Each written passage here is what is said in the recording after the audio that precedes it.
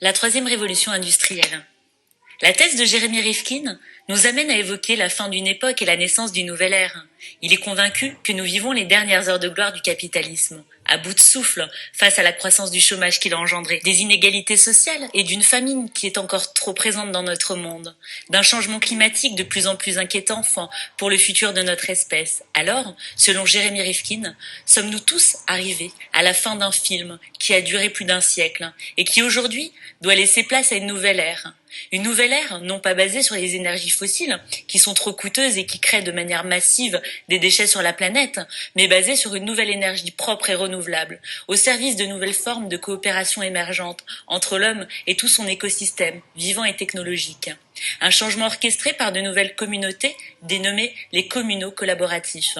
Des communautés qui passent les consommateurs aujourd'hui à des prosommateurs demain, produisant eux-mêmes leur propre consommation personnelle. Cette nouvelle ère repose, selon Jeremy Rifkin, sur 5 piliers décrits comme fondamentaux. Les énergies renouvelables, leur transformation, leur stockage, leur connectivité à Internet et enfin leur dimension collaborative et partagée. Cela permettrait à notre économie capitaliste de passer de la notion de la propriété personnelle à la dimension d'accès partagé, et ainsi ouvrir le monde entier à une nouvelle révolution industrielle communo-collaborative, permettant la mise en place d'une économie à coût marginal zéro. Et tout cela serait peut-être en à peine une trentaine d'années, grâce à l'implication et la continuité d'action de toutes les générations d'ici 2050. Mais l'antithèse de Jeremy Rifkin nous amène à voir les choses légèrement différemment. Sommes-nous réellement sûrs que toutes les générations d'ici 2050 seront prêtes à se battre pour une révolution industrielle communo-collaborative, accès partagé à ses limites et la propriété personnelle fait appel à des fondamentaux ancrés depuis des centaines d'années sur le patrimoine que chacun et chacune d'entre nous construit tout au long de sa vie. Cette nouvelle vision ne remet pas en cause tous les piliers fondamentaux de Jeremy Rifkin, mais principalement le 5e pilier d'une économie largement collaborative et partagée.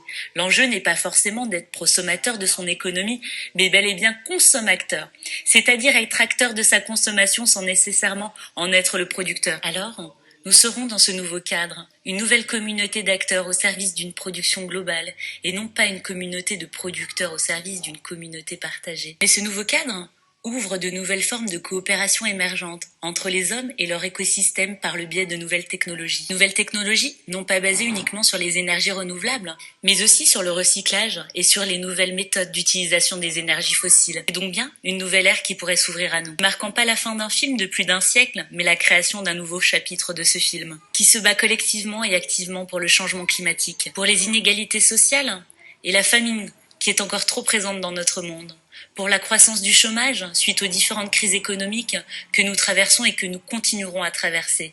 Alors, ne nous obstinons-nous pas à croire en la fin d'un capitalisme qui a connu ses dernières heures de gloire et approprions-nous la thèse intéressante de Jeremy Rifkin au service d'une transition et d'une transformation novatrice. Il aime à nommer la troisième révolution industrielle. Alors, en synthèse de cette analyse, il nous semble primordial de se poser la seule et unique question suivante. Quelle est l'innovation qui aura la capacité d'embarquer tous les citoyens du monde dans une révolution industrielle et économique, servant les intérêts planétaires au service d'une égalité sociale, sociétale et environnementale, et peu importe qu'elle soit la troisième ou la quatrième révolution.